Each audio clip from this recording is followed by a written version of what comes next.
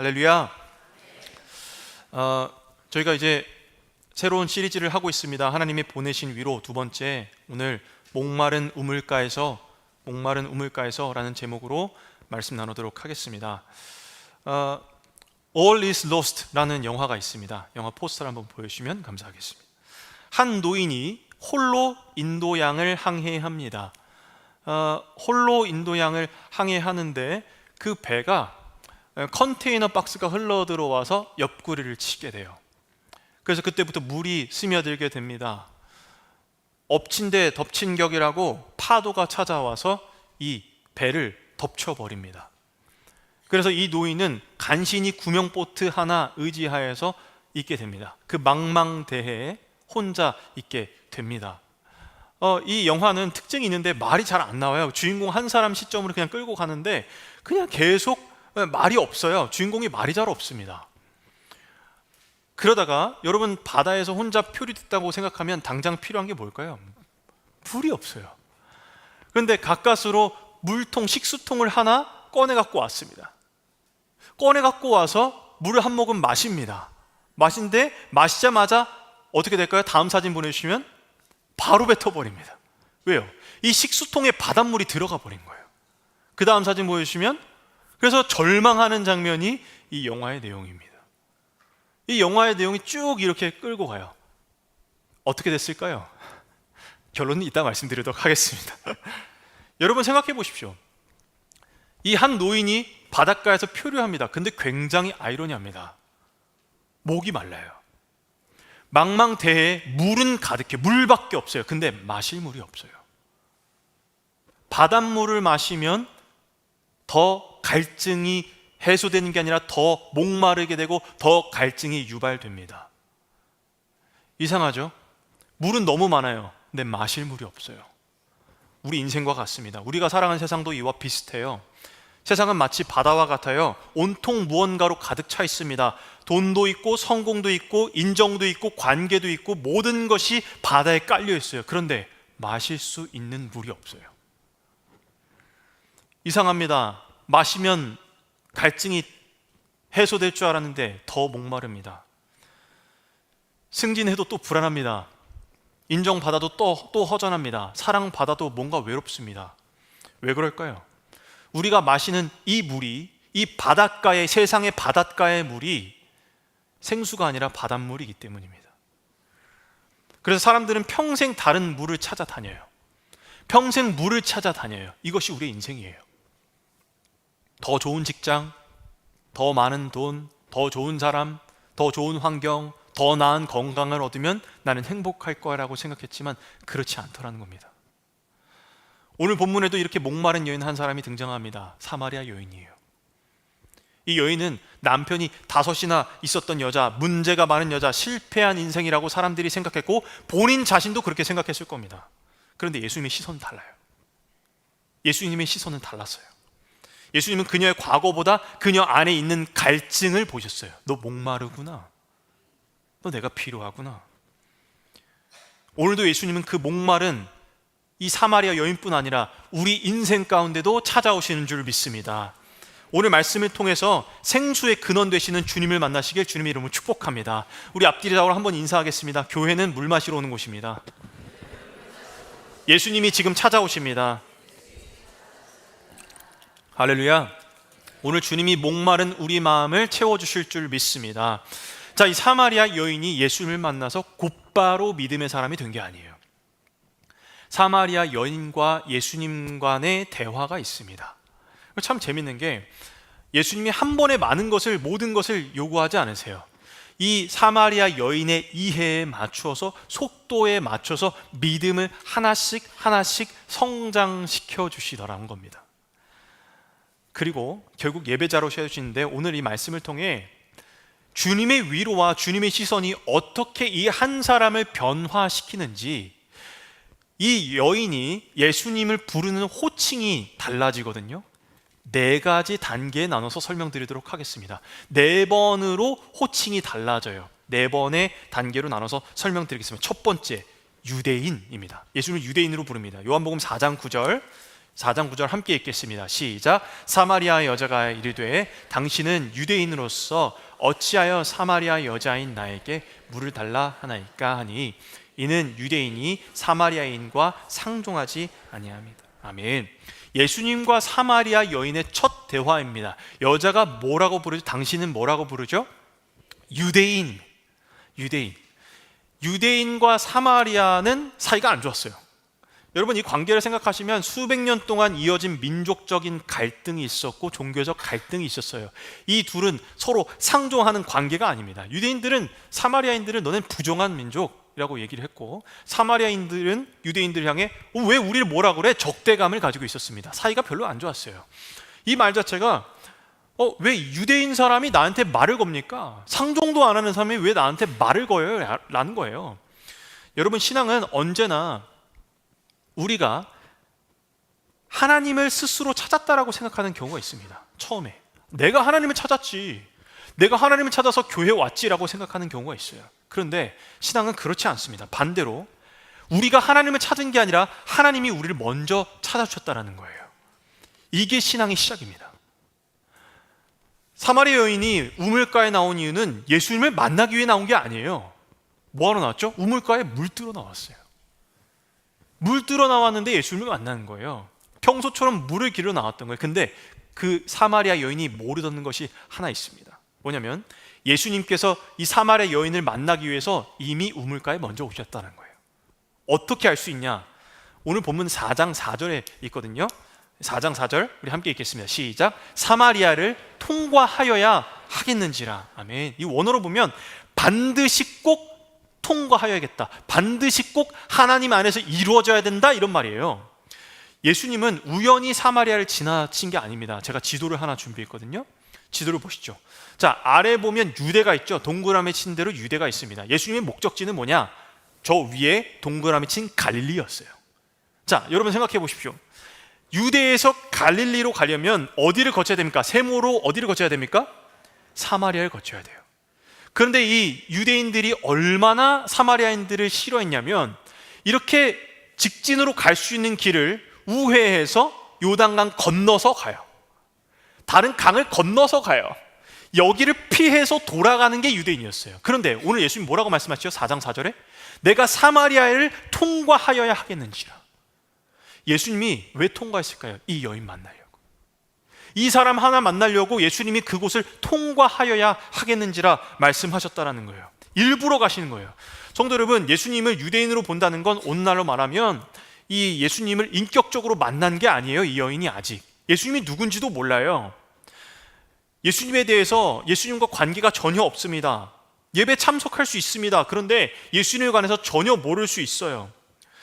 여러분, 우리도 처음부터 주님을 믿은 게 아니죠. 여러분, 여기 와 있는 분들 중에 내가 처음부터 하나님의 진리를 내가 발견하겠다 오신 분은 잘 없을 거예요. 저부터도 그렇습니다. 부모님께서 기독교이기 때문에 교회 나가기 시작했고 자연스럽게 교회적 문화가 있었고 예배를 드리기 시작했습니다. 가족의 권유로, 친구의 권유로, 지인의 권유로 어떤 계기가 있어서 교회에 나오셨을 겁니다. 중요한 건 내가 먼저 어떻게든 이 방법으로 하나님을 찾았다라고 생각할 수 있는데 그렇지 않다는 거예요. 주님이 먼저 나를 만나시기 위해서 나를 찾아오셨다라는 거예요. 내가 예배당 문을 열기 전에, 이 문을 열기 전에 주님이 먼저 나를 아셨다는 거예요. 내가 주님께 기도하기 전에 주님이 이미 나의 상황을 아셨다라는 거예요. 내가 주님을 알기 전에 주님은 이미 나를 알고 계셨다는 겁니다.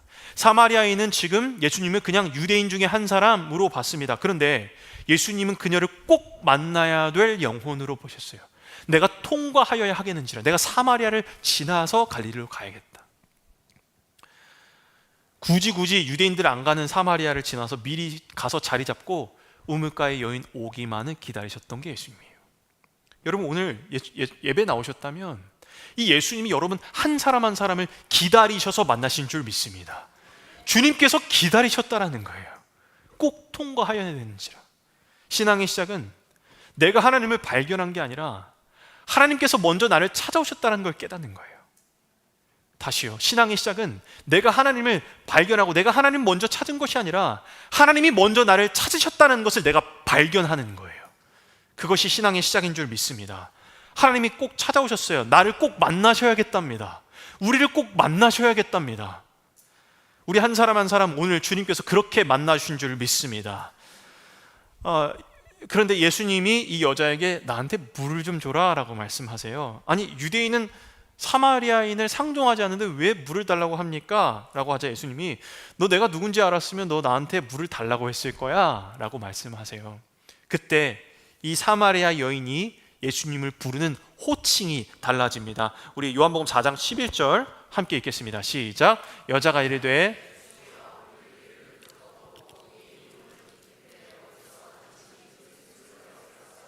아멘. 유대인이라고 하던 여인이 예수님을 뭐라고 부르죠? 주여. 주여는 헬라어로 퀴리오스입니다.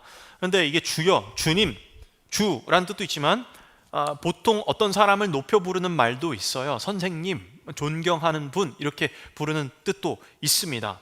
여러분 어쨌든 이 부르는 주여로 그 이름이 바뀌어요. 예수님을 부르는 호칭이 바뀌어요. 분명한 변화가 일어나는 겁니다. 여러분 신앙의 첫 걸음은 거창하지 않아요. 어떤 사람들은 믿음을 어떻게 처음 가지게 됐습니까? 하면 대단한 어떤 간증이라든지 어떤 큰 사건이라든지 어떤 엄청난 기적과 은혜를 떠올립니다. 그런데 그렇지 않은 경우도 많아요. 대부분 신앙은 작은 관심에서 시작합니다. 처음에는 하나님 정말 계실까? 하나님은 어떤 분일까? 예수님이 정말 나를 위해서 죽으셨다고? 이게 무슨 의미지? 이런 작은 관심에서 시작합니다. 사마리아 여인도 처음에는 예수님을 밀어냈어요. 예수님은 당신은 유대인이고 난 사마리아인입니다. 그런데 대화를 이어갑니다. 그리고 뭘 하죠? 질문을 합니다. 궁금해합니다. 듣기 시작합니다. 믿음은 귀를 여는 순간부터 시작합니다. 로마서 10장 17절 뭐라고 말씀합니까? 그러므로 믿음은 들음에서 나며 들음은 그리스도의 말씀으로 말미암은 일이며 아멘. 이 주여라고 고백하는 단계는 예수님을 존중하지만 아직 인생의 주인은 아닌 상태예요. 그러나 주님 내가 듣겠습니다. 내가 궁금합니다. 내가 주님이 좋은 분인 것, 존경할 만한 분인 걸로는 알고 있는데 아직 잘 모르겠습니다. 그렇게 해서 계속 의심이 생기고 궁금한 것이 생기는 단계입니다. 예수님을 좋아해요. 그런데 결정은 내가 할게요. 이 단계예요. 내가 예수님께서 나에게 난 예배는 드려요. 예수님 믿는다고 해요. 그런데 이 돈에 관련된 건 내가 할게요. 이 연애 관련된 건 내가 할게요. 자녀 문제는 내 방식으로 할게요. 내 인생은 앞으로 내가 꾸려갈게요 하는 단계입니다. 아직 예수님이 정확하게 이 삶을 완전하게 관계로서 엮여있지 않기 때문입니다. 그 근거가 어딨냐고요? 여기 있습니다. 4장 15절에 있어요. 함께 읽겠습니다. 시작. 여자가 이르되 주여 그런 물을 내게 주사 목마르지도 않고 또 여기 물 기르러 오지도 않게 하옵소서. 아멘. 예수님 제가 좋은 분으로 생각하고 존중합니다. 저를 더 이상 목마르지 않게 해주실 수 있다고요? 그러면 저 여기 물 기르러 안 오게 해주세요 라고 하는 거예요. 이게 무슨 말이냐면 여러분 목마르지 않는 생수 있다면 좀 나 좀 주세요 라는 말이에요. 다시 말하면 지금 현대인으로 말하면 주님 나 다시 일하러 안 가게 나에게 경제적 자유를 주세요 라는 말과 똑같은 거예요. 나 일하러 힘들게 안 나가게 내게 좀 경제적 자유를 주세요. 나 더 이상 목마르고 싶지 않습니다. 더 이상 물 기르러 가고 싶지 않습니다. 나 돈을 좀 많이 주셔서 계속 내 주머니 호주머니에서 계속 돈이 나오게 해주신다든지 내가 돈 때문에 고생 안 하게 해주세요. 이런 말이에요. 근데 신앙은 여기서 시작해요. 이게 정말인가요? 생수를 주시는 게 정말인가요? 제가 정말 목마르지 않을 수 있나요? 이런 질문에서 시작합니다. 여러분 신앙은 생각을 멈추는 게 아니라 질문하는 거예요. 근데 질문은 두 가지 종류가 있습니다. 첫 번째, 하나님을 거부하기 위한 질문이 있어요. 예를 들어 내가 하나님 믿어봐야 뭐해? 나는 어차피 안 믿을 거야. 하나님 없어. 믿어봤자 뭐해? 내 마음대로 살 거야. 내가 뭘 믿어? 믿음에 아예 도움이 안 되는 질문들과 말들입니다. 여러분 그거 아세요? 하나님이 계시다라는 것을 증명하는 것보다 하나님이 안 계시다라는 걸 증명하는 게 더 어려워요. 하나님이 안 계시다라는 것을 어떻게 증명할 수 있죠? 하나님이 살아계시지 않다는 걸 어떻게 증명할 수 있을까요? 그게 더 어려워요. 왜냐? 우리 인간이 설명할 수 없는 수많은 것들이 있기 때문입니다. 여러분 무신론도 믿음이에요. 하나님을 안 믿겠다라는 것도 그 사람의 신앙이고 믿음이에요. 그게 더 어려운 겁니다. 그런데 또 하나의 질문이 있습니다. 하나님을 알기 위한 질문이 있어요. 하나님, 저도 하나님 어떤 분인지 좀 알고 싶습니다. 아직 잘 모르겠지만 하나님 나를 위해 구원하셨다고요? 아직 잘 모르겠지만 저도 알고 싶습니다. 이런 질문이 있어요. 중요한 건 이 질문을 품고 하나님을 떠나는 게 아니라 질문을 품고 하나님께 나아가는 것인 줄 믿습니다. 내가 질문을 가졌다면 하나님 이 질문, 그래 나 질문이 대답이 안 되네, 그냥 나가는 게 아니라 하나님께 나아가는 거예요. 잘 모르겠다? 저희 목사님들을 찾아오십시오.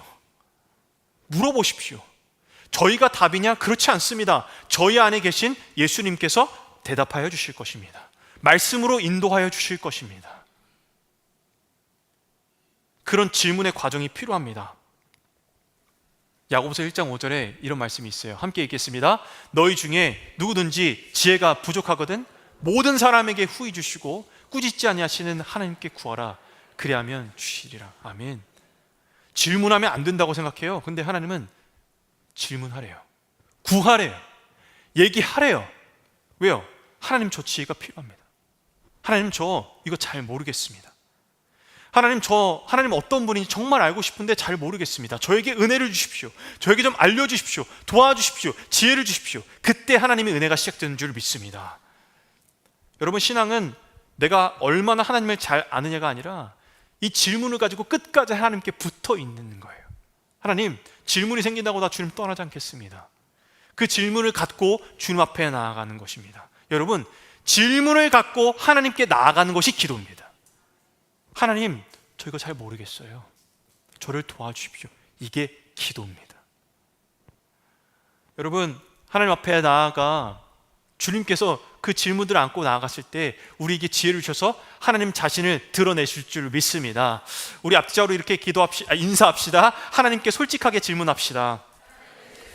그것이 기도입니다. 솔직해야 합니다. 예전에 학교 다닐 때 여러분 누가 마지막 끝나고 질문하면 질문 손들면 아주 그냥 쳐다보고 막, 우리는 그런 문화에 너무 익숙해요. 질문하면 안 된다. 아니요, 질문하셔야 합니다. 자, 이렇게 질문하니까 이 여자가 예수님을 대하는 호칭이 또 바뀌어요.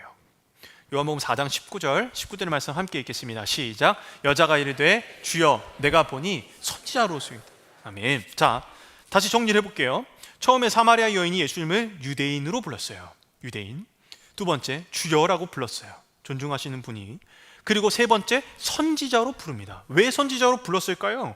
그 이유가 있어요. 요한복음 4장 16절에서 18절 제가 읽겠습니다. 이르시되 가서 내 남편을 불러오라. 17절에 여자가 대답하여 이르되 나는 남편이 없나이다. 예수께서 이르시되 내가 남편이 없다는 말이 옳도다. 18절에 너에게 남편 5이 있었고 지금 있는 자도 내 남편이 아니니 내 말이 참되도다. 아멘.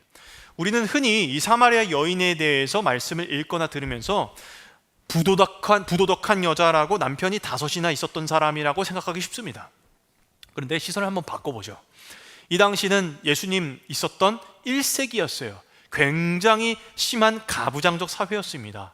여자가 자기가 스스로 원해서 이혼을 요구할 수 있는 사회가 아니었어요. 여자가 스스로 이혼을 말할 수 있는 사회가 아니었어요. 신명 24장의 말씀에 보면 남자가 이혼 증서를 가지고 여자한테 줬으면 줬지 스스로 여자가 이혼을 결정할 수 있는 상황이 아니었다는 거예요. 예수님께서 말씀하십니다. 너에게 남편 5이 있었고 지금 있는 자도 내 남편이 아니다라고 하는 말씀은 그냥 5번의 결혼 실패와 연애 실패를 말하는 게 아니에요. 5번의 버려짐이 있을 수도 있고요, 사별의 단계가 있을 수도 있습니다.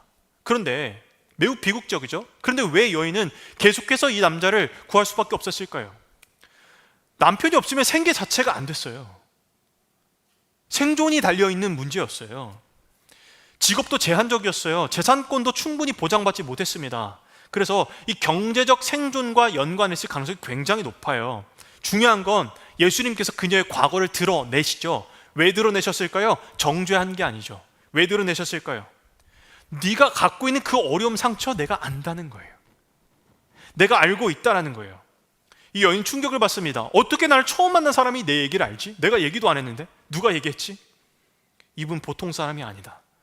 여러분, 신앙이 깊어지는 중요한 전환점은 예수님이 그냥 하나님이 살아계시다가 아니라 이 하나님이, 그 살아계신 하나님이 나를 아신다에서 더 성장하는 줄 믿습니다. 이 주님이 그냥 계신다, 하나님 계셔. 근데 나랑 아무 상관없어. 그게 아니라 그 계신 하나님이 나를 아신다. 나를 알고 계신다. 내 아픔과 상처, 내 모든 이름과 내 모든 상황을 알고 계시는 줄 믿습니다. 그때 우리 신앙이 깊어지는 거예요. 사마리아 여인은 평생 사람들의 시선에 피하면서 살았어요. 아우, 저 다섯 남편 만나고 또 누굴 만난대 수근수근 거립니다. 그러니까 피해서 정오의 그 땡볕에, 지금도 우리는 땡볕이, 지금 날씨가 더워지는데 나가기 쉽지 않지 않습니까, 여러분? 그런데 중요한 건 중동이었어요. 사막이었어요. 얼마나 더웠을까요? 아무도 안 나가는 시간대 나가는 거예요. 왜요? 사람들의 시선과 상처와 그 눈빛을 피하기 위해서. 그런데 예수님은 치유하시기 위해서 더 깊은 곳까지 만지십니다. 여러분, 상처를 왜 만질까요? 의사가 상처를 왜 만집니까? 치유하기 위해서입니다. 병원 가서 여러분 상처를 만지고 상처를 봐야 의사가 치료할 수 있는 것 아니겠습니까? 예수님도 똑같습니다. 성도 여러분, 예수님은 우리의 모든 숨겨진 것까지 다 아시는 줄 믿습니다. 여러분, 설교를 듣다 보거나 여러분 말씀 듣다 보면 목사님 내 얘기하는데? 라고 생각하시는 때가 있습니다. 저거 내 이야기인데? 싶을 때가 있습니다. 여러분, 말씀을 들을 때 이거 내 얘기인데 내 상황을 어떻게 알고 있지? 라고 하면 그 축복입니다. 그것이 은혜예요. 여러분, 말씀 들을 때 저거는 우리 남편이 들어야 돼, 우리 아내가 들어야 돼, 내 자녀가 들어야 돼. 아니요, 성경은 1차적으로 나에게 주신 하나님의 말씀인 줄 믿습니다. 나에게 주신 거예요. 내게 주신 말씀으로 들을 때 그 은혜가 흘러가게 되는 줄 믿습니다. 그때가 은혜예요. 제가 제 중학교 때부터 제가 너무너무 좋아하던 노래가 있습니다. 여러분, 여기 젊으신 분들은 잘 모르실 거예요. 1980년대 후반에서 90년대 초반에 나왔던, 여러분 혹시 아시나요? 조화문이라는 가수 아시나요? 이 가수의 메가 히트곡 중에 내 아픔 아시는 당신께라는 노래가 있습니다. 혹시 아시나요? 여러분 이 노래 아세요? 많이 아시죠? 이 가사를 제가 갖고 왔는데, 어둠을 헤치는 세월은 말없이 흘러만 가는데 지나간 시간이 서러워 한없는 눈물만 흐르네. 그러던 어느 날 사랑을 만났는데 누구도 느낄 수, 내 아픔 아시는 당신께. 아시죠? 이 노래입니다. 내 모든 사랑 드려요. 이 눈물 보시는 당신에게 내 마음 드려요. 이 곡을, 이 조화문이라는, 제가 어떻게 이 노래를 아는지 모르겠는데 중학교 때부터 너무 즐겨 들었어요. 그런데 여러분, 이 조화문이라는 가수가 지금 뭐 하고 있는지 아십니까? 목사님이 되었어요. 이분이 삶을 포기하려고, 많이 삶을 포기하려고 시도하다가 그때 예수님을 만났어요. 예수님을 만나서 지금은 같은 어려움을 겪고 있는 사람들에게 복음을 전하는 목사님이 되었습니다. 여러분, 저는 이 가사를 보면서 한번 생각이 들었어요. 내 아픔 아시는 당신께 내 모든 사랑을 드려요. 무슨 말이냐? 주님께서 내가 어두운 터널을 지날 때 누구에게도 느낄 수 없는 사랑을 내게 주시는 분이 우리 주님이시구나. 내 아픔을 진짜 아는, 여러분 속에 있는 아픔을 가족들이 다 알까요? 그렇지 않아요. 다 모를 때 혼자 끙끙 앓고 있는 거, 그건 누구나 아신다고요? 우리 주님은 아신다. 주님이 그 아픔 아시고 눈물 아시는 줄 믿습니다. 우리 앞뒤좌우로 인사하겠습니다. 주님이 그 아픔 아십니다. 주님이 그 눈물 아십니다. 아멘, 아멘, 아멘.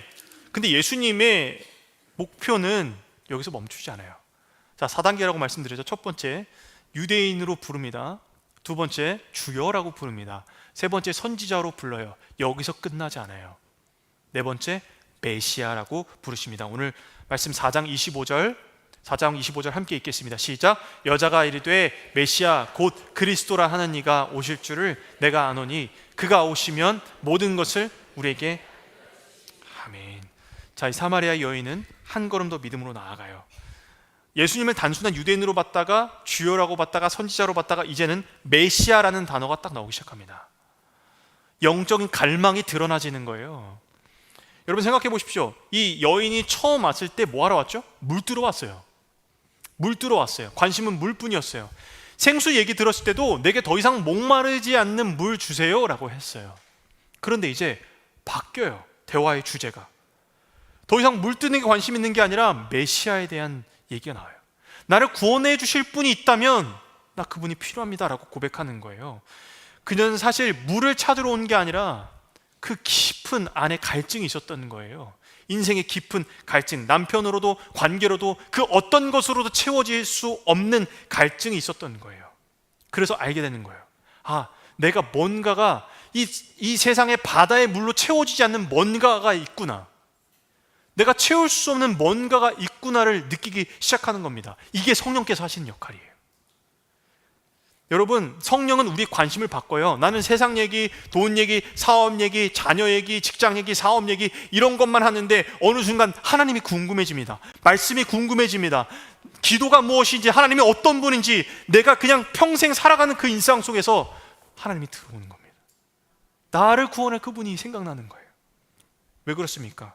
성령께서 우리를 향한 하나님께서 하나님을 향한 우리에게 갈망을 주시기 때문에 그 갈망을 생각하게 되는 거예요. 기독교 역사에서 중요한 사람 중에 한 명인 성 어거스틴이라는 사람은 그의 책 고백록에서 이런 고백을 했습니다.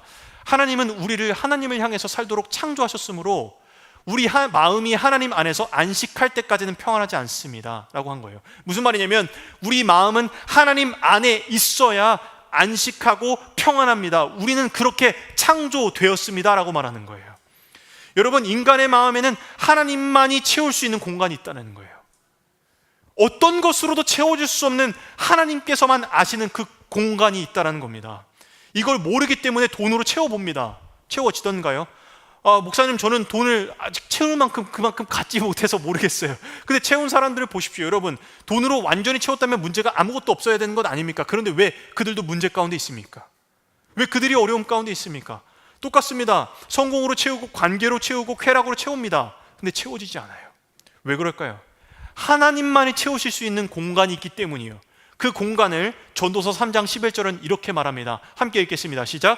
하나님이 모든 것을 지으시되 때를 따라 아름답게 하셨고 또 사람들에게는 영원을 사모하는 마음을 주셨느니라. 그러나 하나님이 하신 일의 시종을 사람으로 측량할 수 없게 하셨도다. 아멘. 뭘 주셨다고요? 영원을 사모하는 마음을 주셨다는 거예요. 우리를 창조하셨을 때 모든 인간에는 영원을 사모하는 마음을 주셨다는 겁니다. 그런데 여러분, 이 땅에 영원한 것 있던가요? 영원한 것 없습니다. 여러분, 다 유한하죠? 우리의 실력도, 돈도, 명예도, 여러분 가지고 있는 모든 것도 유한합니다. 그런데 영원한 것 여기 있으니 우리 예수 그리스도의 말씀인 줄 믿습니다. 주님의 말씀만이, 주님의 은혜만이 우리에게 영원한 줄 믿습니다. 주님 안에 살아가는 것, 주님이 내 안에, 내가 주님의 살아가는 것만 영원한 줄 믿습니다. 주님, 내 인생의 모든 것은 유한합니다. 영원하지 않습니다. 그러나 영원하신 주님을 바라보며 주님 앞에 나아간 여러분 다 되시기를 주님의 이름으로 축복합니다. 자, 이제 메시아로 고백할 때 예수님이 내가 바로 그야, 내가 바로 그다라고 자신을 드러내기 시작하십니다. 자, 예수님이 이 여인에게 호칭을 나눠주시죠. 유대인에서 주여로, 주여에서 선지자로, 선지자에서 메시아로, 이렇게 호칭을 바꾸게 성장하게 하신 이유가 있어요. 이유가 있어요. 그 이유가 오늘 요한복음 4장 23절 24절입니다. 함께 읽겠습니다. 아버지께 참되게 예배하는 자들은 영과 진리로 예배할 때가 오나니 곧 이때라. 아버지께서는 자기에게 이렇게 예배하는 자들을 찾으시니라. 24절.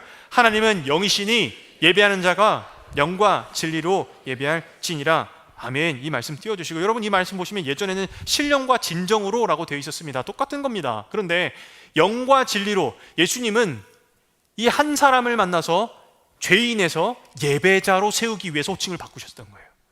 무슨 말이냐? 진짜 예배자는 내가 메시아로 주님을 고백하는 자이다. 어떤 단계이든 우리는 예배자로 나아가게 될 것입니다. 예배하기 위해서 주님께서 우리를 부르셨다는 거예요. 자, 그럼 보죠. 영으로 예배하는 것이 무엇입니까? 여러분, 혹시 예배를 그냥 이 장소에 국한된 것이라고 생각한다면 그것은 온전한 예배가 아닐 수 있습니다. 예배라는 것, 먼저 영으로 예배드리는 건 뭐냐면 찬양을 부르는데 마음이 다른 데 있어요. 말씀을 듣는데 하나님에 대한 생각이 없어요. 예배는 참석하는데 하나님 만난 적이 없어요. 어렵죠? 쉽게 설명드리겠습니다. 여러분, 요즘 젊은 사람들 뿐만 아니라 뭐 얘기를 할 때 이런 경우가 있어요. 대화를 하다 보면 얘기를 하다 보면 너 왜 영혼이 없어?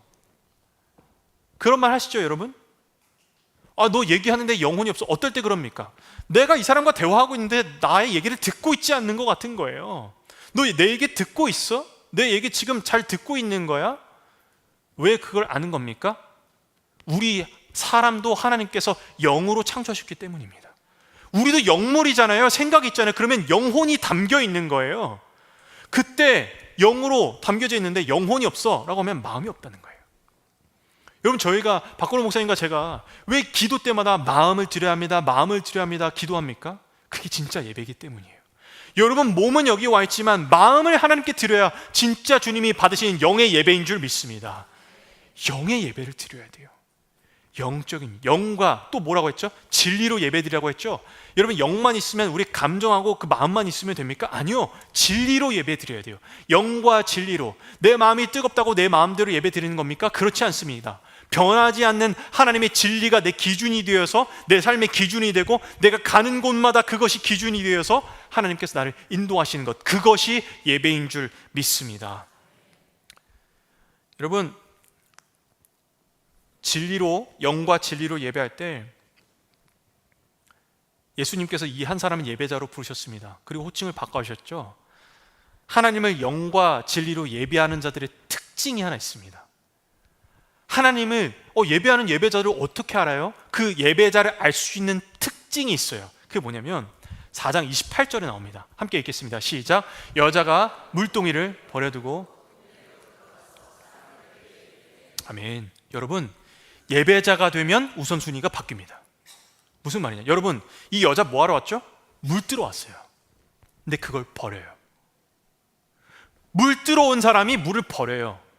그게 무슨 말이냐? 삶의 우선순위가 바뀐 거예요. 여러분, 이 여인의 삶의 목적은 물이었습니다. 필요였습니다. 그런데 예수님을 만나고 나니, 예배자가 되고 나니 물동이를 버리는 거예요. 삶의 우선순위가 바뀌는 거예요. 여러분, 이걸 오해하시면 안 됩니다. 자, 그럼 목사님, 우리가 삶의 물동이, 우리가 살고 있는 내 직업을 다 버리고 예수님 쫓을까요? 우리 다 같이 선교팀 나가서 다 모든 직업을 버리고 일하는 선교사로 나갈까요? 그렇지 않습니다. 오해입니다. 뭐냐? 물동이를 버린다라는 건 주님, 내가 직장에 가든 사업에 가든 가정에서 자녀를 양육하든 내가 어느 곳에서 무엇을 하든지 주님이 위입니다. 주님, 내가 지금 이 물 기르는 것, 내가 생업을 하는 것, 일하는 모든 것보다 주님께서 위이십니다. 이걸 고백하는 거예요. 내 삶의 모든 것의 우선순위는 주님입니다. 주님이 주인이십니다. 이걸 고백하는 것이 예배자들의 특징이에요. 삶의 우선순위가 바뀌어버려요. 여러분, 제가 생각을 해봤어요. 이 여인이 이 이후로 물 길러러 안 왔을까요? 왔을 거예요. 물 길러야 물 마시니까요. 여러분, 예수님 믿는다고 목 안 마르나요? 물 마십니다. 물 있습니다. 물 마셔야 됩니다. 그런데 달라진 게 하나 있어요. 물 마시러 갈 때마다 예수님 생각하는 거예요. 주님이 나를 바꿔주셨지. 목말랐던 내 인생을 주님께서 채워주셨지. 그 주님과 추억이 있는 거예요. 물 뜨러 갈 때마다, 가는 곳마다 주님, 내가 주님을 만나서 나를 인도하신 것에 감사합니다. 이 감사가 넘치지 않았을 거예요. 그리고 하나 더 놀라운 일이 발생됩니다. 29절을 함께 읽겠습니다. 시작. 내가 행한 모든 일을 내게 말한. 아멘. 여러분, 이게 굉장히 놀라운 일인데, 내가 행한 모든 일을 내게 말한 사람을 와서 보라, 이는 그리스도가 아니냐. 여러분, 이게 뭘 하는 걸까요? 이 여인이 사람들에게 가는 거예요. 이 여인이 왜 정오에 왔죠? 사람들을 피해, 그 사람들의 눈빛을 피해, 상처를 피해 정오에 갔는데 이제 그 사람들로 뛰어드는 거예요. 상관없어. 왜? 나 주님을 만났어. 왜 뛰어들 수 있습니까? 주님께서 그 상처를 회복시켜 주셨기 때문에 갈 수 있는 겁니다. 더 이상 그것은 내게 상처가 아니야. 주님께서 나에게 영원한 것을 채워주셨어. 말씀 다시 한번 띄워주시면, 여기서 뭐라고 하죠? 내게 말한 사람을 뭐라고 하죠? 와서 보라. 영어로 하면 come and see 입니다. 와보라. 여러분, 이 여인이 와봐, 야 그리스도론이 이런 거야. 메시아 사상이 뭔지 제가 논증해 드리겠습니다 하지 않았어요. 뭐라고 하죠? 와서 보라, 와서 보라. 여러분, 사실 예수님의 제자 빌립이 또 다른 제자 나다니엘을 부를 때도 똑같은 말이 나옵니다. 요한복음 1장 46절 함께 읽겠습니다. 시작. 나다니엘이 이르되 나사렛에서 무슨 선한 것이 날 수 있으냐?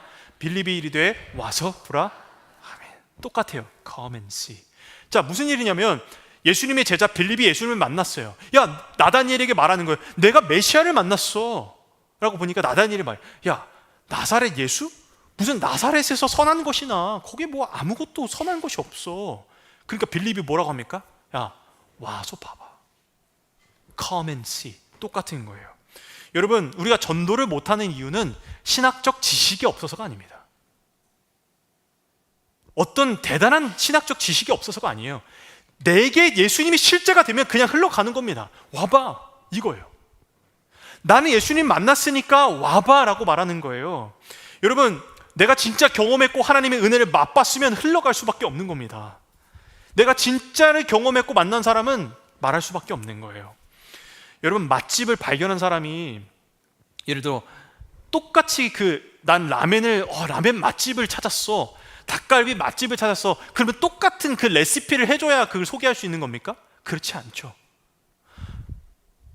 레시피를 주지 않아도 야, 거기 닭갈비 맛있어, 국밥 거기가 맛있어, 한번 가봐, 말할 수 있는 것 아닙니까? 병원 추천할 때 여러분, 그 의사가 여러분 이 의사 만났더니 약을 잘해주고 치료를 잘해줘서 나았어, 거기 한번 가봐, 그 의사가 그건 잘해, 다리는 거기가 잘 봐, 신장은 거기가 잘 봐, 이렇게 추천해 줄 수 있는 거 아닙니까? 그런데 의사의 의학 논문을 가지고 뭐 어떻게 우리가 얘기할 수 있습니까? 그럴 수 없습니다. 우리가 말할 수 있는 거 뭡니까? 가봐. 내가 진짜가 됐으니까 가보라는 거예요. 이것이 예배자의 특징이에요. 우선순위가 바뀌고 와서 봐봐. 내가 주님을 만났으니까. 전도는 거창한 게 아닙니다.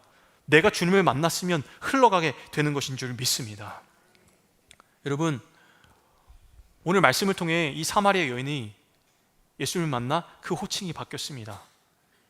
유대인에서 주여로, 주에서 선지자로, 선지자에서 메시아로. 그렇게 호칭을 바꾸신 이유는 단 한 가지입니다. 예배자로 세우기 위해서요. 예배자로 우리를 세우신 이유는 단 한 가지입니다. 우리 이 표를 같이 읽어볼까요? 같이 읽겠습니다. 시작. 당신은 스쳐 지나가는 사람이 아니라. 아멘. 여러분은 스쳐 지나가는 사람이 아닙니다. 왜냐? 예수님이 여러분을 만나러 통과하여야겠다 말씀하셨기 때문입니다. 그리고 예수님을 만난 사람은 이제 주님의 위로를 받았어요. 예수님의 위로를 받은 사람은 그 자리에서 멈출 수가 없습니다. 하나님이 보내신 위로로 누군가에게 가는 겁니다.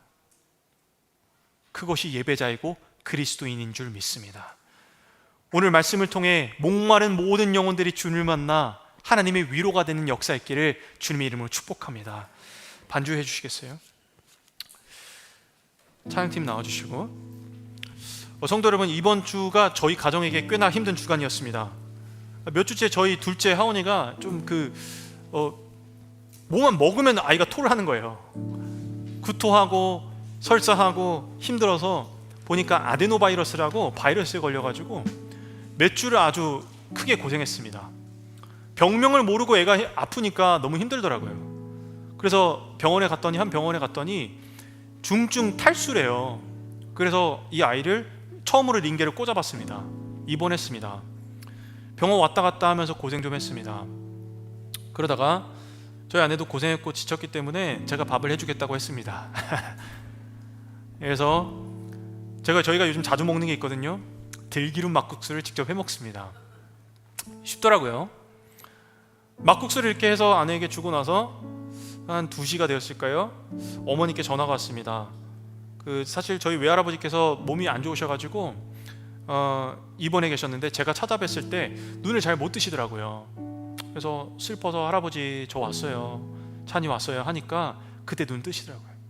그래서 할아버지 보고 이야기 나눴습니다.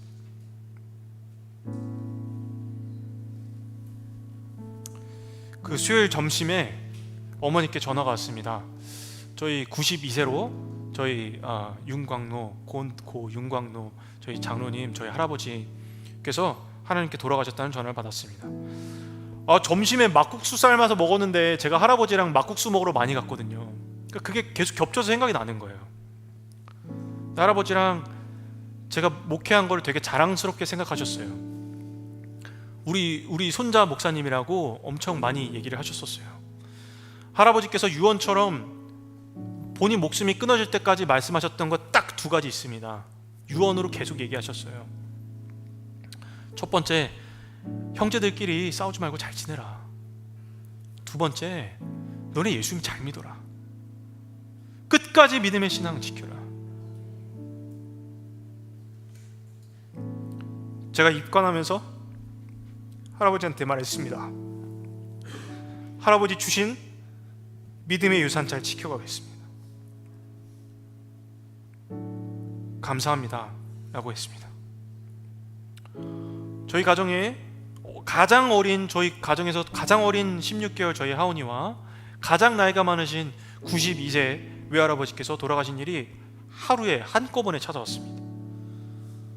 아까 찬양하는데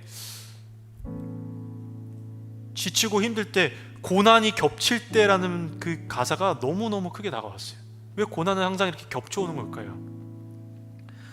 제가 병원과 장례식장을 오가며 기도하는데 이런 기도밖에 안 해요. 하나님, 인간은 참 연약합니다.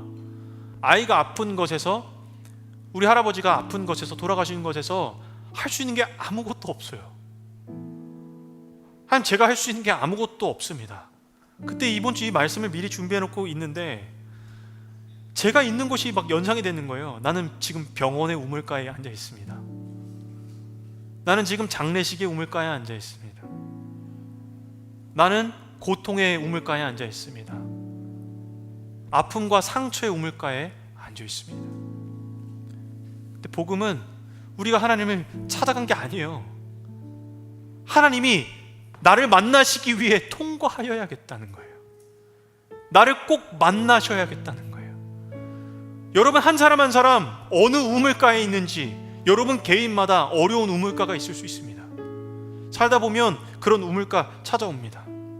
여러분, 건강도 영원하지 않습니다. 사람도, 재물도, 여러분의 모든 것 영원하지 않습니다. 그러나 영원한 것 여기 있으니 우리 주님의 말씀인 줄 믿습니다. 저는 할아버지를 보내드리고 한 번 더 소망하게 되었습니다. 할렐루야, 우리 할아버지 하나님 품에 안기셨다. 그리고 할아버지 입가할 때 제가 한마디 남겼습니다. 할아버지, 나중에 만나요. 다시 만나요. 그것에 우리의 소망이 있는 것인 줄 믿습니다. 우리에게 영혼을 사모하는 마음을 주셨어요. 그렇다면 영혼이 있다는 거예요. 여러분이 인정하든 인정하지 않든 영혼이 있습니다. 우리가 어떻게 살아야겠습니까? 여러분, 우리 인생 가운데 병원이 있을 수 있고 장례식장이 있을 수 있고 눈물이 있을 수 있습니다. 그러나 그것보다 더 중요한 건 그 자리 가운데 누가 계시냐는 거예요. 나만 혼자 있는 그 우물가에 주님이 찾아오신다는 거예요. 그 만남이 그녀를 예배자로 만들었듯 우리를 예배자로 만들어 나를 위로하시고 나를 통하여 또 누군가에게 위로를 전해주실 줄 믿습니다. 그런 우리 모두가 되기를 주님의 이름으로 축원합니다. 우리 시간 다 같이 자리에 일어나셔서 함께 기도하겠습니다.